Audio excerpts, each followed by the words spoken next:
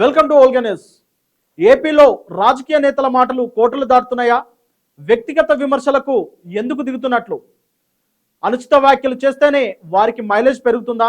గతంలో వైసీపీ నేతలు అనుసరించిన వ్యూహాన్నే ఇప్పుడు టీడీపీ నేతలు సైతం అనుసరిస్తున్నారా?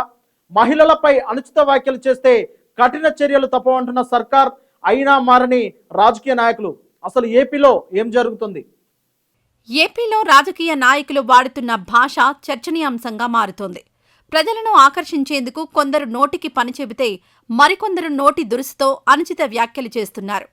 తాజాగా ఇదే వ్యవహారంలో ప్రముఖ జర్నలిస్ట్ కొమ్మినేని శ్రీనివాసరావును పోలీసులు అరెస్ట్ చేశారు. ఆయన డిబేట్లో మరో జర్నలిస్ట్ కృష్ణంరాజు అనుచిత వ్యాఖ్యలు చేశారు. అమరావతి వేశ్యల రాజధాని అంటూ మాట్లాడారు. దీనిపై ఏపీ సర్కార్ సీరియస్ అయింది.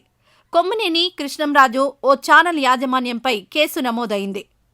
గతంలోనూ చాలామంది నేతలు అనుచిత వ్యాఖ్యలు చేసిన సందర్భాలున్నాయి. టీడీపీ సీనియర్ నేత, ఇప్పటి స్పీకర్ అయ్యన్న పాత్రుడు గతంలో ఎన్నోసార్లు అనుచిత వ్యాఖ్యలు చేశారు.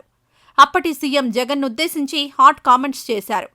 ఇటు ప్రస్తుతం హోంమంత్రి అనిత గతంలో వైసీపీని, జగన్ కుటుంబ సభ్యులనుద్దేశించి వ్యక్తిగత విమర్శలు చేశారు. వీళ్లే కాదు, చాలామంది టీడీపీ నేతలు నోటికి పని చెప్పారు. ఇటు వైసీపీ నేతలు సైతం ఇలాగే వ్యవహరిస్తున్నారు. 2019-23 మధ్య చంద్రబాబు, పవన్ కళ్యాణ్, లోకేష్పై జోగి రమేష్, కొడాలి నాని, రోజా అనుచిత వ్యాఖ్యలు చేశారు.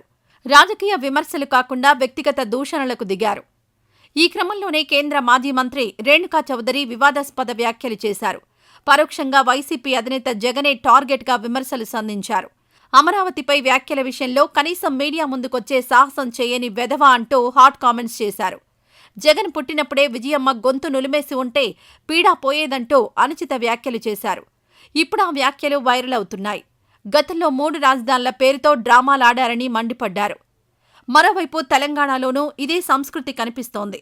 బీఆర్ఎస్, బీజేపీ, కాంగ్రెస్ నేతలు మాటల యుద్ధానికి దిగుతున్నారు. ప్రెస్ మీట్లోనే ప్రత్యర్థులపై వ్యక్తిగత విమర్శలు చేస్తున్నారు. బండి సంజయ్, కేటీఆర్, రేణుకా చౌదరి ఇదే వరుసలో కనిపిస్తున్నారు. రాజకీయ నాయకులే కాదు, జర్నలిస్టులు, సామాన్య కార్యకర్తలు సైతం ఇలాగే ప్రవర్తిస్తున్నారు. నేతల మాటలు, తీరును చూసి జనం ముక్కున వేలేసుకుంటున్నారు.